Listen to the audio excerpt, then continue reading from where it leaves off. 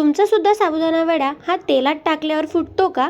जर फुटत असेल तर हा व्हिडिओ शेवटपर्यंत बघा, म्हणजेच तुम्हाला ही रेसिपी अचूक प्रमाणासह समजेल आणि तुमचासुद्धा साबुदाणा वडा याप्रमाणेच क्रिस्पी असा तयार होणार आहे।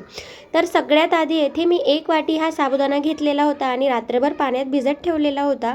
त्यासोबतच येथे आता आपण चवीनुसार मीठ घेतलेले आहे, 4 ते 5 हिरव्या मिरच्या, शेंगदाणे घेतलेले आहेत, तर त्याचे आपण जाड बारीक असे हे कूट करून घेणार आहोत आणि 4 मध्यम आकाराचे येथे बटाटे घेतलेले आहेत। तर इथे हा साबुदाणा आपण मोठ्या पातेल्यात टाकून घेतलेला आहे। त्यानंतर येथे चवीनुसार मीठ, मिरची बारीक करून घेतलेली होती ती टाकली, तसेच शेंगदाण्याचा कूट आणि बटाटे जे आहेत ते आपल्याला किसून न घेता हातानेच आपल्याला इथे बारीक करायचे आहे। ते जास्त बारीकही नाही, जाड बारीक असेही आपल्याला करायचे आहे। तर आणि एकजीव असे हे मिश्रण सर्व आपल्याला करून घ्यायचे आहे। आणि त्यानंतर येथे थोडा पाण्याचा हात लावून आपल्याला तेलाचा इथे अजिबात वापर करायचा नाही, फक्त पाण्याचा वापर करून येथे आपण हे साबुदाण्याचे जे वडे आहेत ते वड्याच्या आकाराचे छानपैकी असे हे एकसारखे बनवून घ्यायचे आहेत। तर मी येथे एका बाजूला कढईत तेल ठेवलेले होते, तर तेल तापलेले आहे आणि ते मी चेक केले थोडासा गोळा टाकून, तर तेल अगदी योग्य प्रमाणात तापलेले आहे।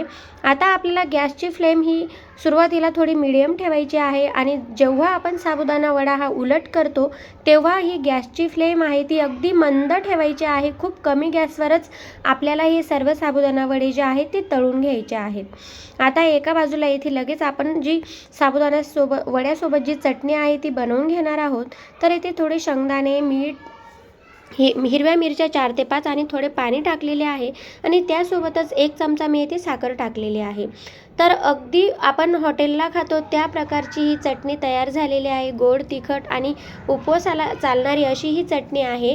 तर साबुदाणा वड्यासोबत ही चटणी खूपच अप्रतिम अशी लागते। तर एका बाजूला मी येथे वडेसुद्धा तळत होती, तर येथे सर्व वडे हे माझे तळून झालेले आहेत आणि येथे चटणीसुद्धा तयार झालेली आहे।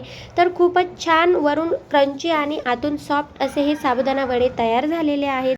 तर मी जे हे साबुदाणा वडे आणि चटणी बनवलेली होती, तर मी सकाळच्या नाश्त्याला बनवलेली होती आणि मुलाच्या खास टिफिनसाठी बनवलेली होती, तर ती त्याला खूपच आवडलेले आहेत साबुदाणा वडे। तर मैत्रिणींनो, तुम्हीसुद्धा तुमच्या मुलांसाठी, डब्यासाठी आणि घरच्यांसाठी ही रेसिपी एकदा नक्कीच ट्राय करा आणि रेसिपी कशी वाटली हे मला कमेंट्सद्वारे नक्कीच कळवा। अशाच नवनवीन रेसिपीसाठी चॅनलला सबस्क्राईब नक्कीच करा। धन्यवाद।